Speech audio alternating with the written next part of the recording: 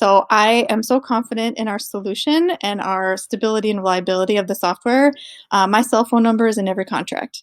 And so I want to make sure everybody can call me if they have any problem. And we've got crazy time zones going on. So, like I said, that's the confidence level I have.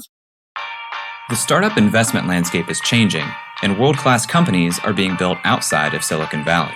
We find them, talk with them, and discuss the upside of investing in them. Welcome to Upside. Woo!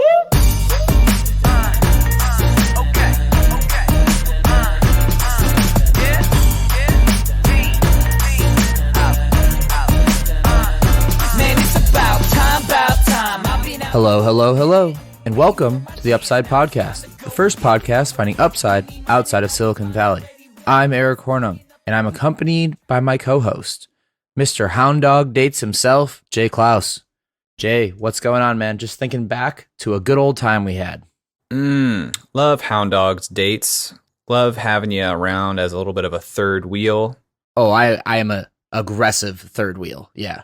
Hound Dog's, dear listener, is probably my favorite pizza place in Columbus. That's a bold statement, but it's definitely my favorite pizza place when I'm looking to have something that's a little bit more involved from an ingredient standpoint and eat a lot of it.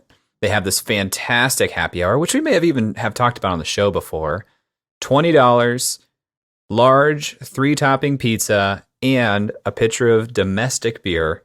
Can't beat that, Eric. Sometimes I don't listen to you as much as I should. And I think you were telling me about this deal. And for some reason, I thought both you and Mal, friend of the podcast, Mal, had said that it was 2 pizzas. So when the guy brought out the pizza from the back, he brought out 2 pizzas at the table next to us first. And listener, listen to this. Jay and Mal were talking a big game about how they would go out, just the 2 of them, and split these pizzas. These things are like 24 inches. They're huge. So I'm sitting there thinking, you guys might need to pump the brakes. We might need to find a different special for you, like, I don't know, a salad place. But no, turns out single pizza, very reasonable. Don't put it past us. We like to eat. Okay. Mallory has a different style of eating than I do, where for me, I'll just eat a ton. And for her, she'll eat a little bit and then stop and then be really hungry again like 30 minutes later. Like she's constantly very hungry, and then when she eats, she doesn't eat all that much, and then she's really hungry again. So in aggregate, she eats close to as much as I do, just over a longer period of time. Do you put a lot of effort into eating? I don't know that I'd say effort. The thing that I do is I approach eating sometimes like I approach the rest of my tasks, as like something to get done right now. So I've really become a quick eater because I recognize the end of the plate or the bottom of the bowl as complete. And so I'll eat whatever is in front of me until it's gone, because I just kind of approach it like something to be done. It's legitimately like you're eating a Trello board. Yes. So I'm a little different. I like to explore for food. So get me on a flight to Peru, get me on a flight to Italy. Let me go check out something new or interesting, you know? I want to go see and taste it all. Not like a Trello board at all. Well, speaking of domestic beers, we are leaving the domestic United States and going internationally for today's guest, Lori Most, the founder and CEO of BackpackEMR. BackpackEMR is a portable medical record for remote locations. They target medical teams working in rural areas and is supported by Binary Bridge, a public benefit company. All right, I set you up with gold. There are remote services. Oh my God, emerging world. I set up Peru. I got Italy. I'm throwing countries out there, and you go with domestic beer for the segue? Domestic beer? I didn't get your segue at all. I thought this was poorly planned and there was no segue, and I was like, wait until I create a segue out of thin air.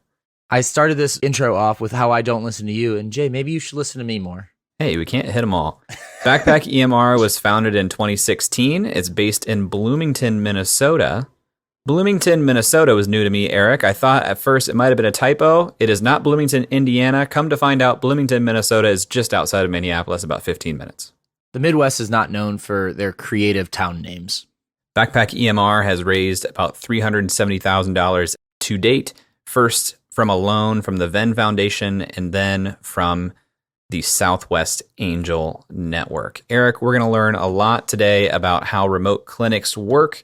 We're going to talk about electronic medical records, which I have a little bit of PTSD thinking about from my time at Crosschecks building an electronic medical record for independent physician offices, but I'll try to keep that under control as we go through the interview.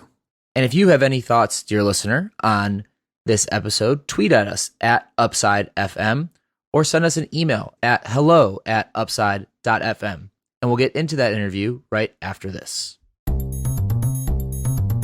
Eric, what do SaaS companies, autonomous vehicle companies, cybersecurity companies, blockchain companies, and consumer marketplaces all have in common? They're all companies. They're all companies, and they're all companies who have hired our friends at Integrity Power Search to help them fill their talent needs. Integrity Power Search is the #1 full-stack, high-growth startup recruiting firm between the coasts. They partner with venture capitalists, private equity groups, and CEOs to build amazing teams for the world's most disrupting companies that may be SaaS, autonomous vehicles, blockchain, consumer marketplaces, insurtech, robotic process automation. Eric, they can do it all. They can do it all, and we've seen them do it all. They are impressive. Over 600 searches since 2012, more than 200 happening just this year in 2019. Their clients have collectively raised over $2.5 billion in venture funding. If you want to hear how Integrity Power Search can help your team fill your talent needs, go to upside.fm/integrity and get started. Integrity Power Search, who you going to call? That's their slogan, right? I don't think it is, but maybe it is now. All right. You're welcome for that one, Caleb. Startups everywhere struggle raising capital, especially outside of Silicon Valley. It's even harder to raise the really early risk capital that is critical to taking your startup to the next level. Oftentimes, there are just not a lot of options. But luckily, our friends at Render Capital in Louisville, Kentucky are working to build enduring entrepreneurial ecosystems right here in the Midwest. One of the ways they are doing this is through the $100,000 Render competition. The Render competition is investing $100,000 into 8 startups, and they want your startup to be one of them. Early stage startups with a scalable model are encouraged to apply today. Startups from any location can apply. Winning companies not only receive $100,000 in investment, but also an awesome package of pro bono services and support, including access to an expanded network of investors. Stop wondering where you're going to find the capital you need to grow and visit render.capital/competition to learn more and apply by May 15th. Again, that's render.capital/competition. You can find that in the show notes.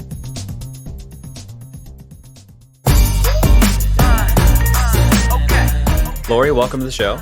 Thank you. Thanks for having me. I'm very excited to be here.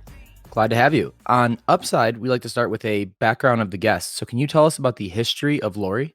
Sure. Yeah. My history, I guess, would start probably in Rochester. So Rochester, Minnesota is where I grew up, home of Mayo Clinic, of course. So healthcare is kind of my background. I absolutely love school. I feel like that's a very entrepreneurial sort of common thread. Just love to learn, right? So doubled up on sciences and tried to get as much math and all that kind of stuff as I could in high school. Went on to do aerospace engineering in college. I went to the U of M. And of course, being kind of that entrepreneurial learning spirit, I got sidetracked because then I wanted to go pre-med. So I had an engineering job for a while, then switched to pre-med, got my physiology degree, switched again, decided I wanted to go math. Then I switched again, went and got my master's degree in education. I just could not decide what the heck I wanted to do with my life. I wanted to do it all, right? So then I went into software, which is exactly where you can do it all. So I had a 2-month boot camp, went to go get some coding classes.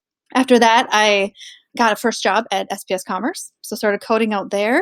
Then I moved on to other corporate gigs. So C.H. Robinson, Target, worked at United Health Group, kind of did the whole corporate rounds, which was really exciting. I moved from coding to sort of design work. I love the design implications of building something that someone can actually use. And that's kind of an up-and-coming field now as well. But then I moved over into product ownership. And at that point, I was working at United Health Group, and yeah, that's when I was kind of wondering, what do I really want to keep doing this for the rest of my life? So that's kind of where the journey into BackpackEMR starts. Wow, that's a lot of things learned and tried and pivoted. So I want to go back real quick and talk about this 2-month coding boot camp that you went to. Which boot camp did you attend? It was at the University of Minnesota, and it was for C and C++, which is kind of showing my age, along with Unix administration. How long ago was that? Oh, man. 20 years ago. Oh, wow. Okay. And so how long did you spend in coding before your first move over to more design related work? I was probably coding for a little over 10 years. So I did that for quite a while. Really exciting. I love digging in and actually building something and seeing something at the end. It's just fantastic. And it was really similar to math, right? I think my ideal job would have been just to sit and do math problems all day long. I just love math. Very odd, I know, but that's what coding is, right? So seemed like a great fit. Jay also loves math. He's a big math guy. Awesome. Not true. That's a little bit of an insider joke for listeners of the show. I'm bad at math and don't like math. It's so exciting. So 20 years ago, coding boot camps weren't like a big thing. How did you even get you have sciences, you have so much going on. How did you even get like aware that that was an option? I think I was probably working pretty closely with the career centers there at the University of Minnesota. And I think I was just kicking it around with them. I'm just trying to think back. That was a long time ago. I'm pretty sure that they alerted me to that, or I found that somehow in just kind of extra, like postgraduate kind of work. So yeah, there were not a lot of those around at the time. No. And what did the opportunity to move into design look like? What was the push that said, okay, let me try my hand at this now? So back when I was coding, again, since it was so long ago, that's when, as a coder, you did everything. So you were not only gathering the requirements from the user, but then you were coding it, you were testing it yourself, you were basically doing all the project management, and that we all felt had to end, right? So as a lot of coders, typically coders aren't really great at talking to people. I know it's a stereotype, but it really was the case back then. And so I fortunately could. And so I started to talk more and more with the users on design and realized that I really needed to be more front facing and figuring out what could happen, along with understanding the back end of what's possible. And so it was a really good fit for me to kind of be at that in between design stage of figuring out really what they needed and how we could accomplish it. So you moved into United Health sometime around there, got into product ownership, you're back into the world of healthcare. How did the idea of starting a company become something that entered your realm of interest? Yeah, that was nothing like what I was planning on doing when I started this. So I started thinking, oh, I need to do something a little bit more meaningful in the world. And so I started to look into the nonprofit space. What are charitable things that I could maybe get into? And I did start volunteering for a while at different organizations, but ultimately I went on a medical trip with my sister. So she's a physician assistant with Regions Hospital and Orthopedic Trauma Surgical Unit, and she would do surgeries down in Peru. And so I went with her on a trip just to see if I could maybe help with some efficiency gains or something. And so I watched their process. They were tracking everything on paper, which sometimes paper is a very fine choice. Sometimes it is the best solution. And so I didn't go in with a preconceived notion of we need to solve this with software. So I watched their process flow. They were up until about 1 o'clock in the morning shuffling papers and trying to really, write duplicate, triplicate forms. It was a little too much, I thought, for what we could have accomplished with some software. So I looked, especially for follow-ups too. That is another piece of the pie. It's really hard to follow up with someone when you don't have your paper in front of you, right? When you'd come back the next time. So those are kind of the impetus for me to find something for them. So I did look off the shelf. So I know very in depth how hard it is to write software, to maintain software, to keep it running. It's very expensive. It's very time consuming. So I looked for something else and there was nothing. I downloaded dozens of different EMRs that were out there, and those electronic medical records were clunky and hard to maintain themselves, hard to use. They needed the internet, which is not the case in a lot of these rural areas, or electricity, which again is not always the case. You'd need some sort of server. So that's when I set out to figure out a solution. Walk me through the paper process. Like you said, they were up until 1 a.m., but what exactly did that look like? Yeah, so this group was pretty ingenious where they would take photos of the patient and the injury as well as writing on a piece of paper. So they would log things on a piece of paper, then they would take a photo of that paper as kind of the start of a file. And then the next picture would be of the patient's face. The next picture was a picture of the injury. The next picture was the x-ray. And then at the end, it would be another picture of the completed form of the exam. Now that was kind of like their paper or their electronic record, but that was on several different iPad minis that they had been donated to them. And so it was very interesting for them to take the paper forms, then try to find the iPad where the patient could have been entered on, look through all the photos to find the information. So that's what kept them up till 1 o'clock in the morning, was shuffling papers along with searching for the photos that went along with it, and then trying to track who was going to get surgeries the next day. You mentioned that the EMRs you're looking at needed internet or electricity to work with. I have the benefit here that Eric doesn't have of I worked with EMRs for about a year and have some level of knowledge. Was the internet connectivity the biggest barrier to these remote teams using what was existing off the shelf? Yeah, that was a major one. They just did not have access to the internet. Sometimes in these hospital scenarios, you would be able to get some sort of cell coverage, but it wasn't always the case, and we couldn't rely on it. And so that was a really big barrier. But the second barrier was definitely the usability. So when you're out on these sort of trips, you're not capturing all of the data that you'd need in the US. So most of the EMRs were built in, the US or in Europe, and you have insurances and different malpractice suits, and there's a ton of information that's just not needed when you're going in just to, do as much help as you can and have enough information just to follow up on that patient. What are some of those differences?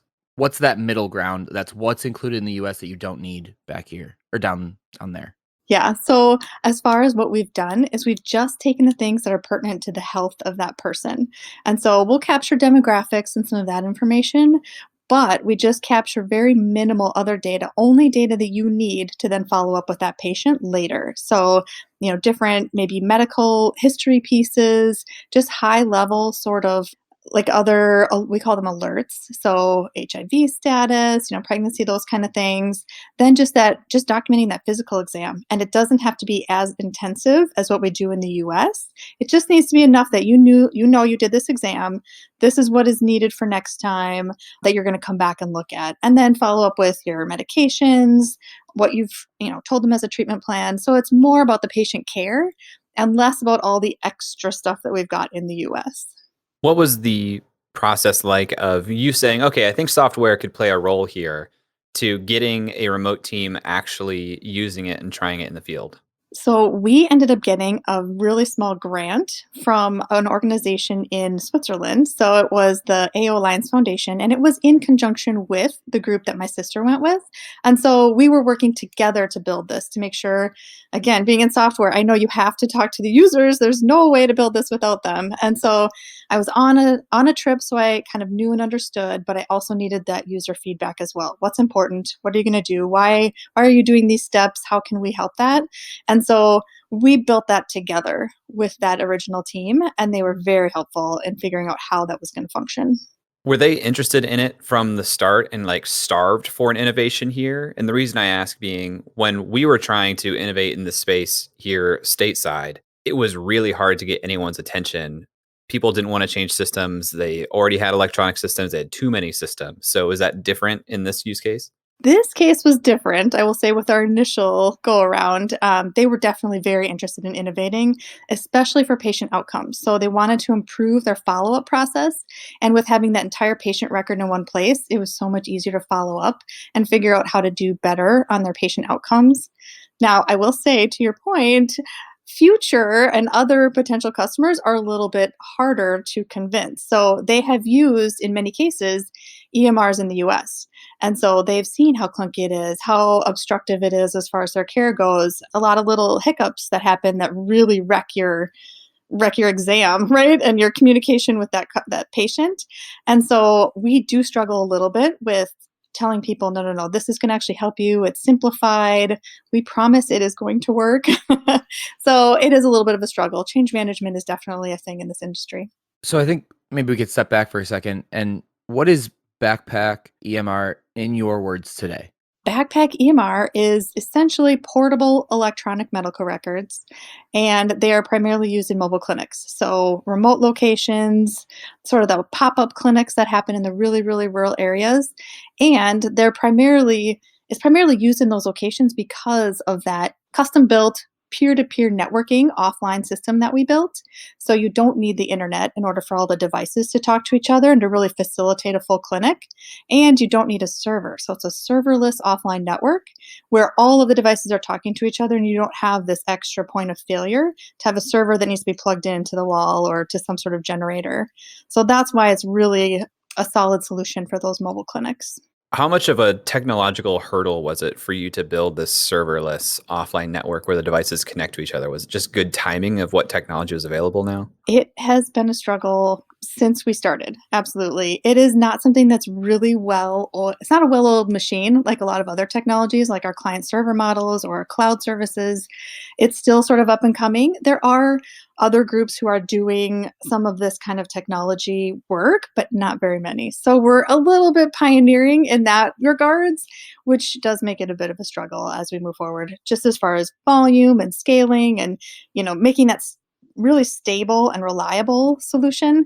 So yeah, it's been a little bit of a struggle. What's the largest technical hurdle? The largest technical hurdle is definitely that peer-to-peer syncing. So I'm a terrible user. So if something is not refreshing immediately, I get very antsy. I worked for a trucking company, C.H. Robinson, they're essentially logistics, and those, milliseconds. We would time to the milliseconds on refreshes on screens, and that's kind of ingrained in my brain. So man, this has to be fast. And so that's one of the technical hurdles, is just making this quick. That syncing needs to be right away. It has to happen immediately. If it doesn't happen immediately, from a user perspective, you lose confidence that it's ever going to get to you. And so I'm a strong believer in it has to work, and it has to work fast. And so that's been one of the biggest hurdles, is as we get more and more volume, just making sure that we can continue to do that major syncing offline while still being solid, reliable, and fast. Are you working on Backpack EMR full time today? I am, yeah. I quit my day job about 3.5 years ago. So full time on Backpack EMR. What was the process and thought pattern behind that? So after we rolled out our initial prototype with our initial group doing orthopedic surgeries, we went and did a few grand rounds, and that's essentially a bunch of surgeons getting together and talking about kind of new topics, what's going on in the day, and we talked about this program and essentially Backpack EMR, and we had multiple surgeons who said, "Hey, how much is it? I want to buy it. I need it for what I'm doing." And so that's when we knew, okay, there's something here. Can actually try to work on this thing full time and sell it and actually make it go. You said this is for remote clinics, and you just mentioned some surgeons that wanted to buy it. Who are the customers here in this world? Yeah, that's a very good question. So I should probably explain one pivot that we did. So surgery was the very first go around, and we do still sell to surgeons. We've got an orthopedic module, and now a new cleft lip and palate module. However, as I was getting into this, I really saw some more statistics about primary care. And so a lot of things, like half the world's population has no access to basic healthcare. Now, that is primary care that people are needing, and that's not going to be solved anytime soon. So the real reason is the shortage of medical professionals. There are so many people in the emerging economies who live in rural areas. 75% of the population lives in a rural area. Now, medical staff we don't have enough, and we're not going to have enough for many, many, many years. So the solution to that is community health workers. A lot of people are working on community health workers. Telemedicine is another big one. And then the third one really is sending medical professionals out to those villages to perform mobile clinics. And so our pivot came then to working with that group a little more primarily. So we did put together a primary care module. Then that's really primarily what we're selling to. So we've got a lot of physicians that we're selling to. When you talk about customer, they're medical organizations, NGOs, universities do a lot of this, especially med students go out and do a lot of these sort of trips. We also sell locally. So we have local clinics in these areas who have just paper and are looking and just kind of starved for this EMR. And so they're using it as well. Even though it's really for mobile clinics, we've got some permanent clinics starting, which again is we'll start building up more services for them.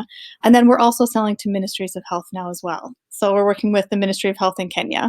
How big is that kind of third group that you just kind of outlined the subsets of? Yeah, the Ministry of Health. So the traveling professionals, who you're targeting right now, how many clinics are there in the world? I just have no concept of that at all. Yeah, there are. So I can take one that I know. I think it might have been a Tanzania report that had like 4,000 small dispensaries or small clinics, or 4,500. So there's thousands and thousands in every country of those really small remote clinics.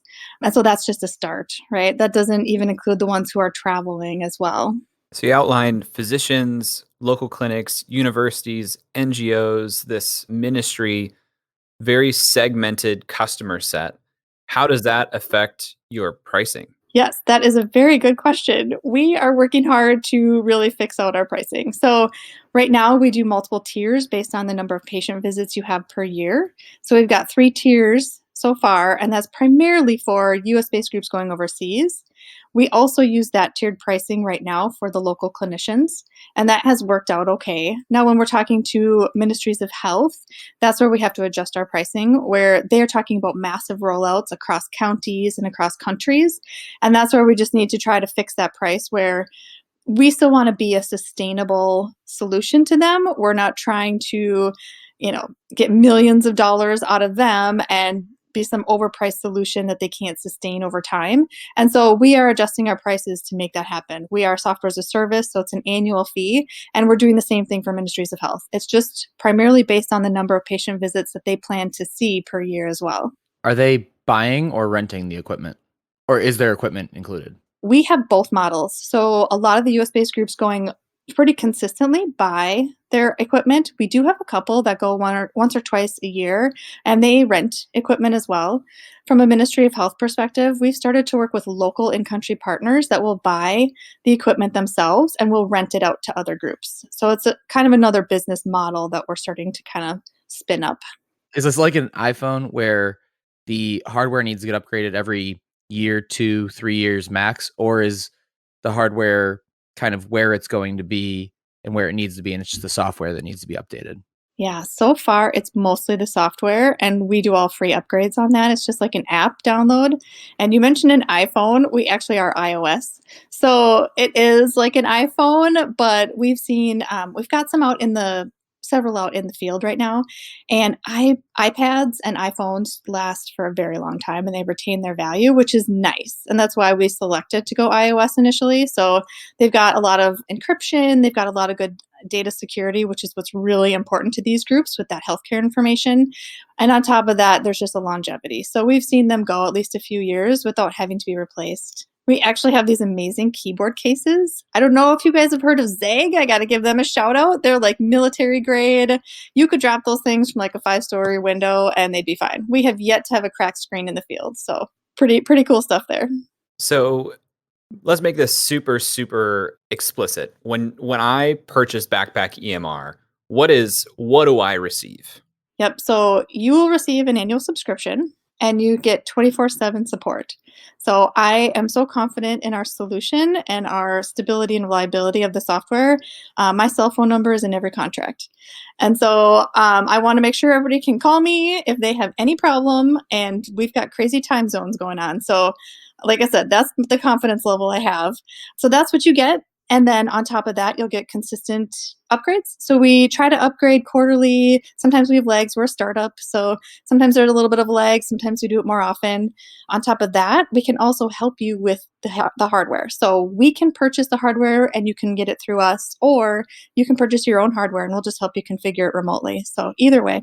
I think you might have just said this a second ago. What is the typical hardware that someone is using to run Backpack EMR? Typically, we'd use iPads. And so the latest iPads that are out now, version 5s and 6s, are great. They've got 32 gig and 128 gig. And honestly, the prices have come down and they're such a great deal for like Black Friday. We'll go and grab a few of those every year. You can get them for $250. I mean, that's cheaper than you can get any sort of Android tablet and way better quality. So we're still sticking strong with Apple so far. But that's the typical equipment. And then we do have a router. So we use Cradlepoint routers. They're usually used in cop cars or ambulances, and those are able to be run off of a solar panel or a battery pack. So again, no need for having that electricity, but those are really the only things you need. How much training needs to be done if I were to put this in my clinic in whichever country? Yeah, that's one of our key points is we usually do about an hour's worth of training max, and then you're fine. We did a 2-day camp in Nairobi, and we trained about 40 local users, and we did about 30 minutes worth of just, presentation on how to use the system, and then gave them another 20 to 30 minutes just to play around, and they were perfectly fine. So it's a really quick training. We really pride ourselves on usability and all of those different sort of I hate this word, but human-centered design. That's really what we've done. So trying to just make it as easy as possible.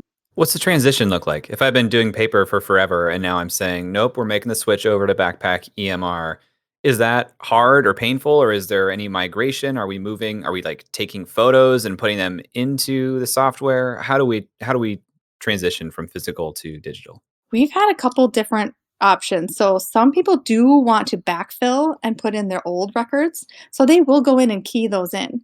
And that is perfectly fine. You can go and do past records. We've had others who just, okay, from point now when we've got Backpack EMR, we're just going to move forward. We've had some groups do that as well.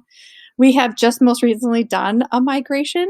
And so this is one thing I've learned through, I know we're not talking sports, but through sports, I've learned today's competitor is definitely tomorrow's partner. And that is very true with a group called Timmy Global Health that they had built their own EMR maybe 10 years ago.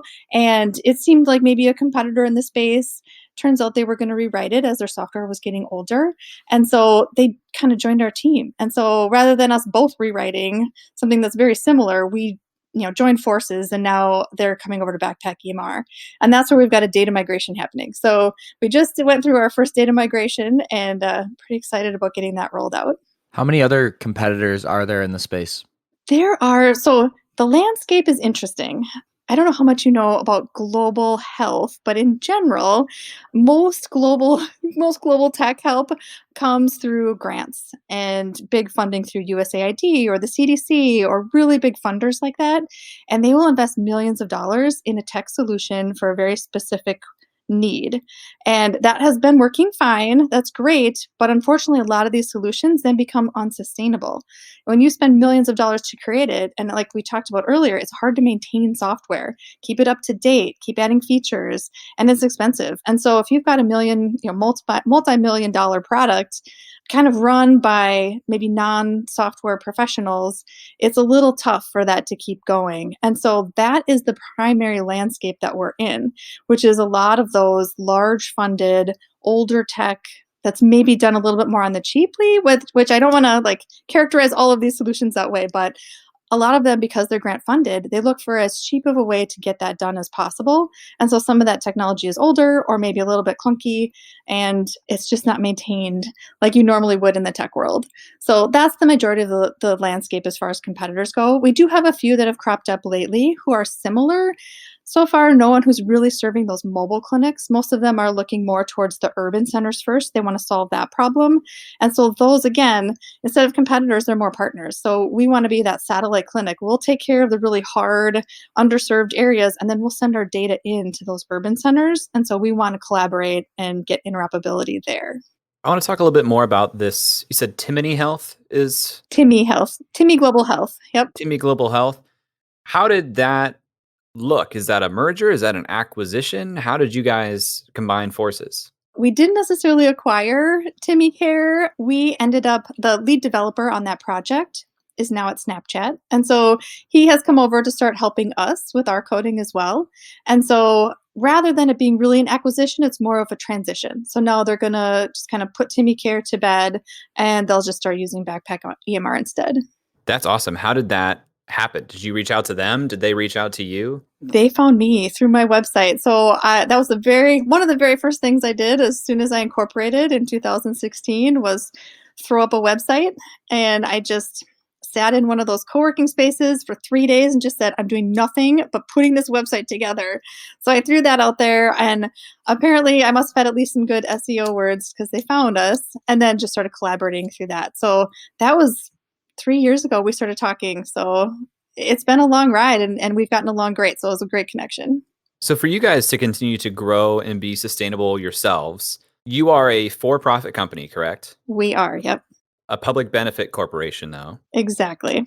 So how do you think about the line between what is sustainable, what can make the company sustainable, versus being a for-profit company that could drive totally towards profit, and maybe that's what investors would want. How do you straddle that line? How do you think about it? Yeah, I am pretty strategic about the investors that we bring in and who we are presenting to. We want to make sure that we've got investors that understand this landscape. It's very hard to find investors who understand the global market and especially emerging economies. So it's very, very narrow scoped. However, once you get that investor, they understand the need and where the need is, and that is in these emerging economies in the rural environments. And they understand that we can make it sustainable, we can make money doing it, and do a really good thing. I have presented to investors who want to immediately pivot to the US and rural markets in the US. And while it's a great need, we certainly need some of that here. We just aren't geared towards that. It's a whole different ball of wax. There's plenty of EMR solutions here in the US. I don't think we need to play in that market, and it's not really where my passion is or where I'm going. So we just need to be really explicit with the investors on what exactly we're doing and why we're doing it. And in fact, that's why we incorporate it as a public benefit corporation. It says right in our bylaws that we're going to make decisions both on profit and on the impact we're having. So every dollar that gets invested, we make $6 worth of impact in the industry. And that's $6 just of social return on investment. It's not even the financial return that will come back. And so we're pretty adamant about continuing that sort of benchmark. So let's rule out the United States and rule out Europe. You still have like over 150 countries that probably qualify in your emerging market type space. Absolutely. How do you, that's a lot. How do you think about sales and like, how do you get leads? Talk to me about your sales funnel, I guess, is really what I'm interested in. Yeah, we have a couple different models. Our go-to-market strategy was always to start working on the US-based groups going overseas. And so that's where we started. So we started to go to a lot of the conferences where those medical professionals are, where there are specific groups who we don't go overseas. So we've done conferences for the last 3 years, and we've gotten a good following that way. Now, the go-to-market strategy was to get to those US-based groups who have that relationship with the in-country partners. And those in-country partners care a lot about continuity of care, and they want to keep everybody together, and they have relationships with the Ministry of Health. And so that was always our plan, was to really work with those US-based groups, start working with their in-country partners, and start talking to the Ministries of Health to make a long-term investment in that healthcare with those rural areas. And that's kind of the sales cycle that we go through. So we do a lot of the US based. So we've got someone kind of focused on that area. And then I've been tracking a little bit more with the Ministries of Health connections that we've been getting. We're piloting a distribution model where we have a distributor who is a physician in Sri Lanka. And so I think that we can really build out that model where he and a small team can start to grow within that country, and we could build out that model where we've got in-country distributors and partners who are looking to help sell within the country. So we're starting that in Sri Lanka, and then we've got another one working in Senegal. So we're kind of piloting a couple different models without trying to get ourselves too thin. But like I said, we're still holding strong on the US based groups and then kind of working our way into Ministries of Health.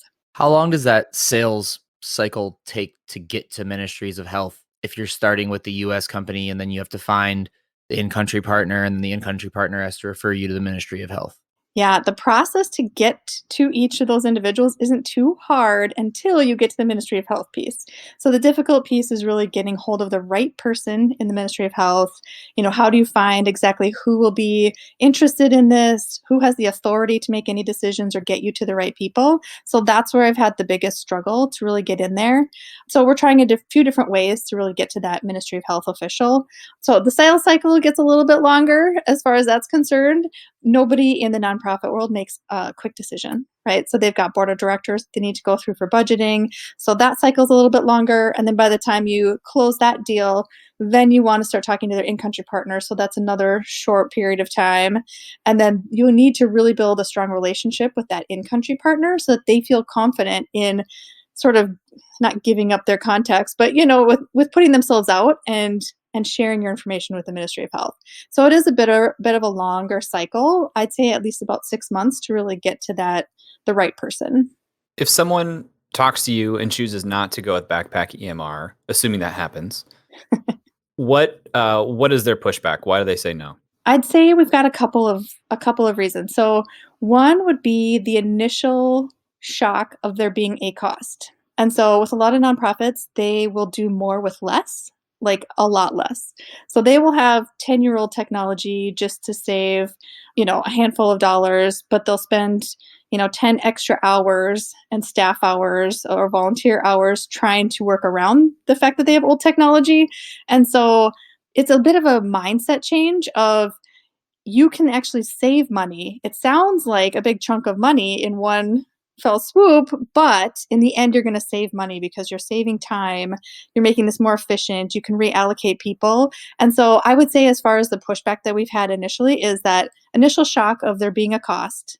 And then just having to readjust with like figuring out what the value is and that there's a value add and that you can actually save money. So that's been our biggest struggle. We're still working that out right now on how to really sell that a little better. When somebody does get through that hurdle and they say yes, how often do they churn out for the same reason? Once they get past the cost, then it's usually not that. If they've decided that it's worth the money, then I think really the next reason would be if there's some other piece of the software that doesn't fit exactly with what they're doing in their clinics today. And so this is a common thing with software platforms in general, that if someone can't visualize exactly what you have in your software working in their scenario, it's just not going to work. And so you can either make a decision from a software perspective of being customizable. So you can either customize it, or you can start making multiple versions so that it's more and more, usable by different people, or you can just decide you're going to take one path and everyone just uses your best practices. So I've been on a lot of different kinds of teams with different methodologies, and I've really never seen the highly customizable solution actually work because it gets so complicated, it gets so crazy, the code gets funky, and it will fail nearly every time. And so we've gone the route of we're going to try to do best practices. We're going to explain how those will work really well for you. And if there are things that aren't going to work, then we want to talk to a little bit more of a kind of community or advisory board and make decisions for everyone on what will be best for everyone. So there are minor customizations you can make with lists of values and things like that to really make it your own, but we want to stick to best practices. You're hitting some scar tissue for me because when we worked on our EMR domestically here, everyone was like, yeah, I would love that if this was electronic and not paper. And then we would show them the product and they say, well, this part of our workflow is missing. And so I'm not going to use it at all. Like the worst thing they could do is try to keep both workflows going because then we've lost. Absolutely. What's the average annual contract value for one of these? Yeah, for annual, the average would be about $7,500. The small groups pay about $3,000 a year. So it's about $250 per month. And then we've got a lifetime value of around, $20,000 to $150,000 depending on the size. So the lifetime value is pretty high, which is great. We've got really sticky customers. As we kind of touched on earlier, change management is not easy, especially with electronic medical records. There's so much going on in a clinic flow and with the medical practice, and to change your tracking is just really cost prohibitive and emotionally prohibitive as well. So we do have sticky customers, which is great. What percentage of like the nonprofit mobile clinic, rural clinic, it's like budget is $3,000? Like, I don't even know how big these things are. It varies so much. So we've seen some where there's nearly no budget, where it's just groups who every individual going on a trip will pay their own way. And in that case, there really is zero budget for anything. So this would be their entire budget or nearly all of their budget. There are a lot of other groups who spend multi-million dollars a year.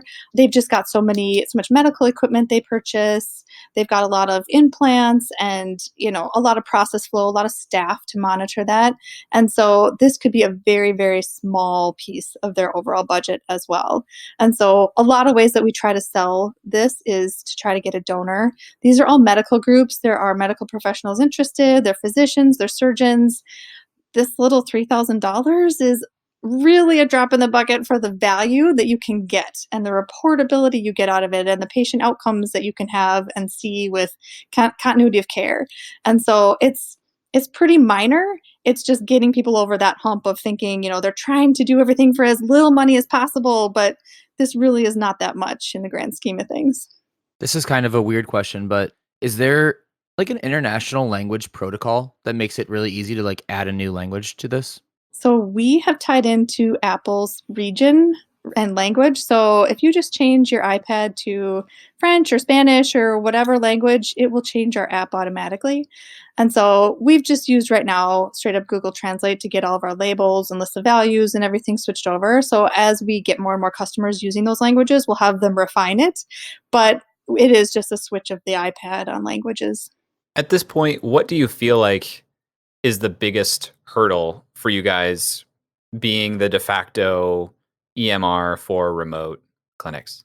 Yeah, the biggest hurdle is really changing the mindset of waiting for a big funder to come in and pay for everything and give you a little money on the side. So, in talking with different government organizations or even NGOs, the way that has been really paved, I would say, is you write a grant, you see a problem, you write a grant for a lot of money. It'll pay for everything, equipment and travel and lots of research and the build out and maintenance for a year or two.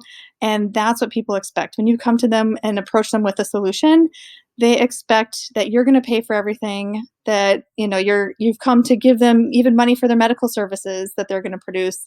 And that's been a struggle since we're on kind of that front end. Things are definitely changing in the industry. The funders have agreed and signed petitions that they will no longer fund non-sustainable solutions. And so they're on board as well. But we're the messenger, unfortunately. So we're on the front lines trying to explain this to the recipients as well. And things are changing. And I think over time it's going to be a lot easier. But that's the biggest hurdle right now, is really just trying to get that across, that this is going to be, you're going to have to pay for it, but it's not that much. It's a sustainable solution. We're not gouging you. We're in this with you, right? We're trying to make this sustainable. So I think that's the biggest hurdle so far. How big's your team? It is very small right now. We have 3 of us that are on full time. We've got then a few others as advisors or a few interns, but that's our team essentially. Is that going to grow? Does it need to be bigger? And if so, what do those hires look like? Yeah, 100%. We definitely need to grow. We are searching for cash right now so that we can grow the team primarily. So our product is pretty solid as it is. We have a few tweaks that we want to make on the stability front, but otherwise it's just adding features now going forward. So primarily we want the next round of investment to go towards sales and marketing. We'll build out that team a little bit more.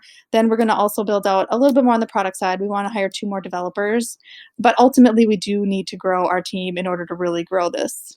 You mentioned earlier that you are being, I don't think you used the word picky, but I don't remember the synonym you used on which investors you'd work with. Where does that break? Like if someone wrote you a check for $10 million today, but just didn't really care about the vision, where's the trade-off occur? So I think that part of the research, if someone was going to give me $10 million today, it would definitely just be investigating and making sure that they are not going to counter the vision. They may not be full for it and they're super excited about what we're doing, but as long as they're not going to try to change our minds on what we're doing and change our path, I think that might be a trade-off. I think we're really looking for investors who are behind us, though. That would be ideal. Just finding someone who really knows this space, can help us out with other things other than just cash. I'd certainly take cash, but it's better if we've got some extra benefits and connections coming from our investors. Talk to me about Bloomington, Minnesota, and what being in Bloomington means to your company. Yeah, being in Bloomington is great. Minnesota is a fantastic place to have a startup, for sure. Our startup ecosystem has grown like crazy in the Twin Cities. You can't do this stuff alone. And I'm a solo founder, but at the same time, I've done none of this by myself. There have been advisors and mentors and incubators and co-working spaces and all the other people that kind of come together from other founders, and everybody just helps each other, which is fantastic. I think the one piece in the ecosystem that I wish would come alive a little bit more is our investors. They're out there and we have a super generous kind of group here in the Midwest, but I wish they would just come out a little bit more full force. We've got some great investors and a great investment community, but that's the piece we need to beef up just a little bit. Awesome. Well, thanks so much for being on the show, Lori. If people want to learn more about you or Backpack EMR after the show, where should they go? You can definitely find us on Twitter or Facebook with @BackpackEMR. We've also got our website, backpackemr.com, and we're always on LinkedIn as well. Are you a startup investor seeking to find deals in your own backyard or enter new markets? How do you meet future co-investors, potential leads, or just connect with like-minded peers? You need to join OmniValley, an exclusive online investor network connecting those who invest in startups. Today, access and deal flow are geographically concentrated on the coasts, but entrepreneurs and investors exist everywhere. But how do you connect with those different markets? It is a difficult and time-consuming task to meet the right individuals, groups, and funds necessary to find your next great investment opportunity. OmniValley is a platform specifically and exclusively designed for investors. It provides transparency and access into entrepreneurial ecosystems regardless of geography or market size. OmniValley wants to help you make meaningful connections faster. Today, OmniValley's platform connects over 600 investors spanning over 200 global ecosystems, endowments, family offices, venture capital firms, accelerators, angel groups, and individuals. If this sounds like you, it's currently free to register as an investor. So claim your profile at omnivalley.co. That's OMNI valley.co. All right, Eric, we just got done speaking with Lori Most, the founder and CEO of Backpack EMR. Where do you want to start first? What an amazing experience that had to have been in Peru with her sister to not only come up with the idea, but come up with an idea so compelling that you were going to quit your job and start a company based on this one trip to Peru. Like, what a crucible moment in her life that, I don't know. I was just thinking about that. And like, I guess we could start with the founder to answer your question, but that's where my head went first. Really interesting, winding professional journey Lori found herself in, even going back to college and the things that she was studying. I did not realize that she had started coding about 20 years ago. And to your point in the interview, probably not a very in vogue thing to do, go to a coding boot camp 20 years ago, yet she did it. Then she worked her way into design and then finally product ownership. All of those things happened to go from coding to UX to product ownership. That's kind of the same timing and evolution of those roles becoming distinct roles within a product organization. Like, of course, you had engineering from the beginning as soon as software existed, but then as engineers, to her point, started realizing they were doing a lot and couldn't do it all, the more nuanced role of design and UX came about, and then product ownership. And she was just kind of on a front seat or on the front of the curve, trying out all those positions as she kind of grew in her career. It's cool how her career kind of all led to this, though. You know, like every little point she had, whether it was 2 sciences degrees, which she casually threw out at the beginning, or her love of math or usability and design or whatever it was, it all kind of had a connection into this super usable product that is technically challenging and required someone with like a technical background who also just kind of understood usability, and her sister was down there, and it's just like all these like pieces playing together. Reminded me a lot of like the Steve Jobs quotes of "You can't connect the dots looking forwards, only looking back." Probably a little narrative fallacy in there, but pretty cool nonetheless. Returning all the way to healthcare, let me start and ask you this, Eric. One thought I had as she was going through some of these career changes is I was starting to have a shadow creep in of there's a lot of, I wouldn't call it shiny object syndrome, but a lot of pivoting and changing, you know, and I wondered, is that a trait I would look for in a founder? But as the interview went on and as we learned more about where she is and her mission here, I didn't get a sense that she was getting the same itch to change into something else since starting Backpack EMR. It sounds like she is very much enjoying the puzzle that is building this company. I think that there is a inherent bias in your assumption that there is a lot of pivoting and changing in her career, because a lot of the people who we talk to on Upside are under 30, 32, 33, 34, you know, like that's probably the high end of the spectrum.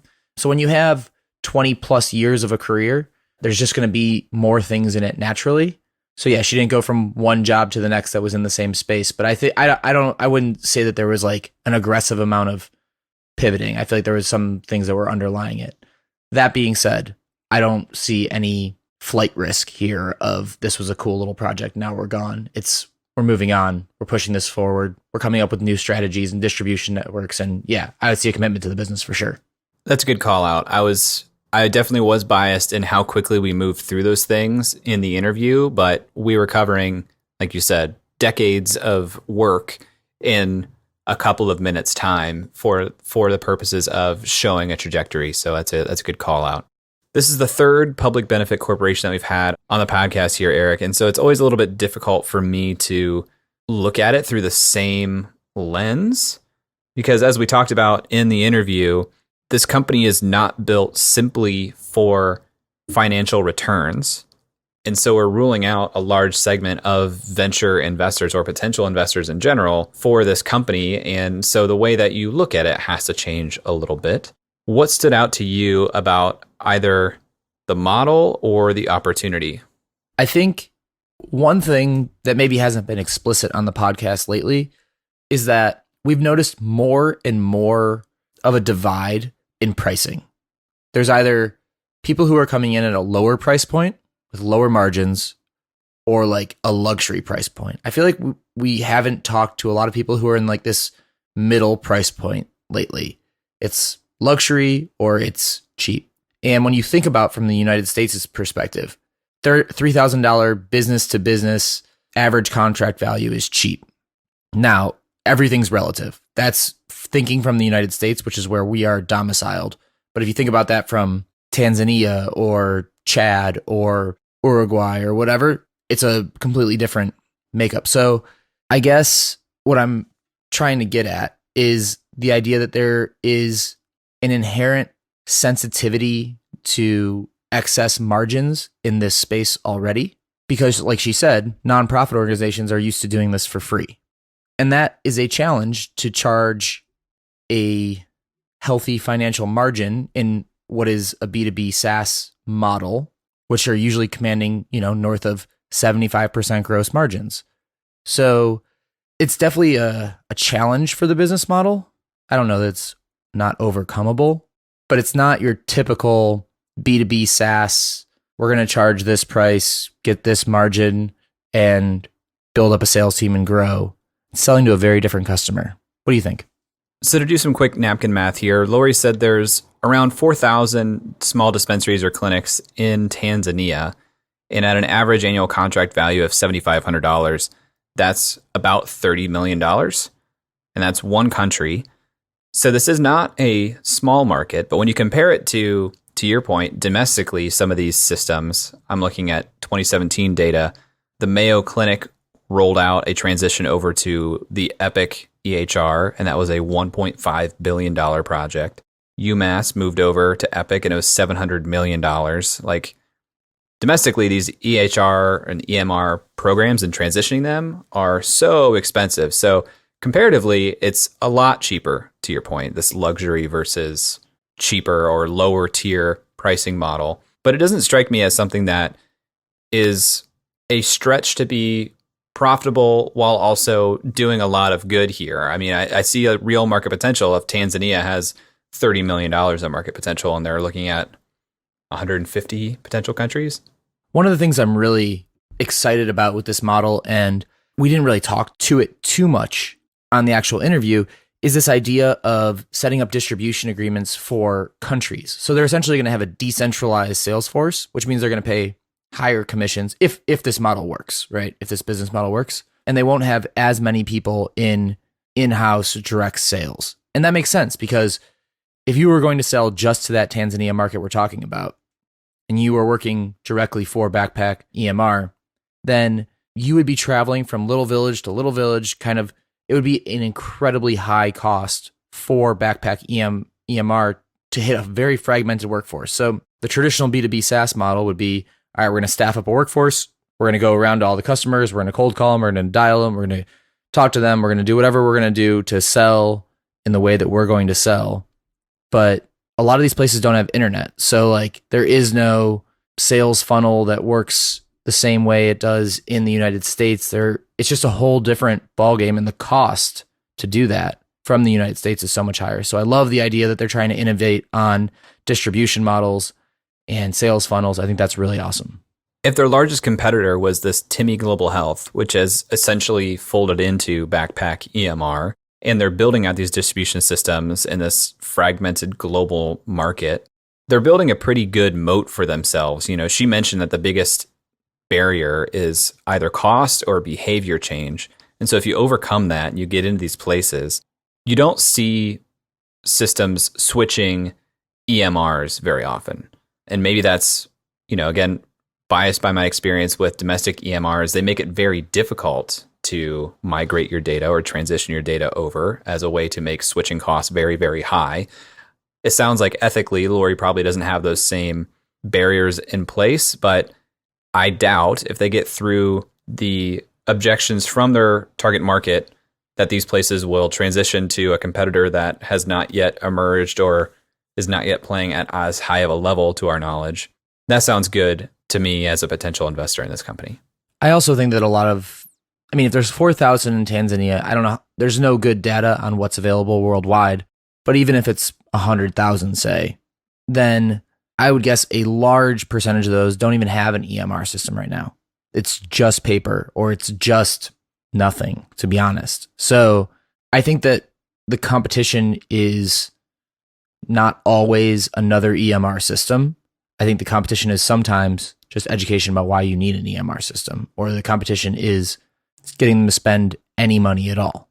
She mentioned this kind of offhand at the end of the interview, but she said she likes to help get these organizations a donor lined up, which is a huge opportunity if you have relationships with or can form relationships with other people who have relationships with donors in this space. If you can bring the money to install the system, that gets past some of this hesitancy on the cost, obviously. And it sounds like they have a little bit of tailwind from an industry and donor perspective that's what people are signing on to say they will fund as more sustainable solutions. So all positive signs. But to Lori's point, this would take a specific investor who really understands the vision in the space and is value and mission aligned, which, you know, there's just fewer of those out there.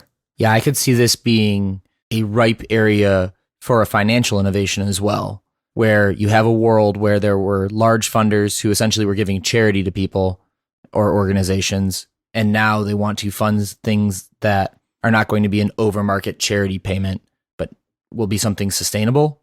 It's almost set up in a way that you could go to any of those clinics with essentially, here's a first year free of Backpack EMR, and it's funded by this large organization that you've seen funding from before. And after that first year, you have to pay for it. It's not a bad time, though, economically, macroeconomically speaking, to be a company with a little bit harder of a road to toe to find value-aligned investors. Capital is cheaper to come by now than it has been in a long time. So, Eric, looking 6 to 18 months from now from Backpack, what are you looking for? I want to see if one of these ministry deals comes through.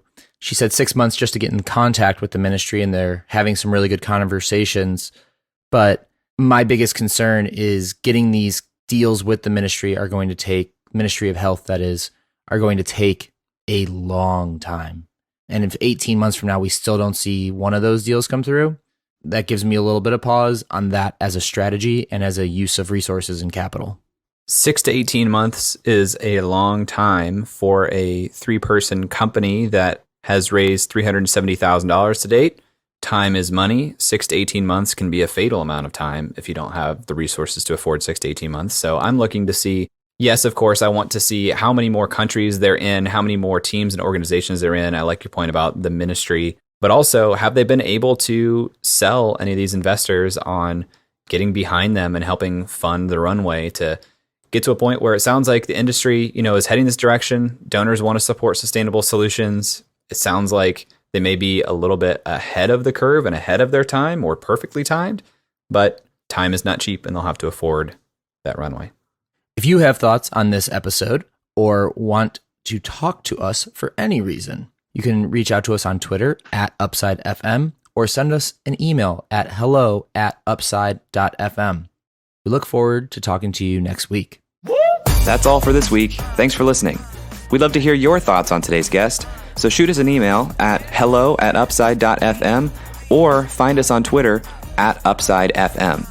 We'll be back here next week at the same time talking to another founder in our quest to find upside outside of Silicon Valley. If you or someone you know would make a good guest for our show, please email us or find us on Twitter and let us know. And if you love our show, please leave us a review on iTunes. That goes a long way in helping us spread the word and continue to help bring high-quality guests to the show. Eric and I decided there were a couple things we wanted to share with you at the end of the podcast, and so here we go. Eric Hornung and Jay Klaus are the founding parties of the Upside podcast. At the time of this recording, we do not own equity or other financial interest in the companies which appear on this show. All opinions expressed by podcast participants are solely their own opinion and do not reflect the opinions of Duff & Phelps LLC and its affiliates, Unreal Collective LLC and its affiliates, or any entity which employ us. This podcast is for informational purposes only and should not be relied upon as a basis for investment decisions. We have not considered your specific financial situation nor provided any investment advice on this show. Thanks for listening, and we'll talk to you next week. Never mind, bro, that can't be matched. I'm lighting it on fire, used to run victory laps, and still I'm not even tired. It's all about the timing, yeah, that's what they say. Well, I'ma keep on rhyming, find a way.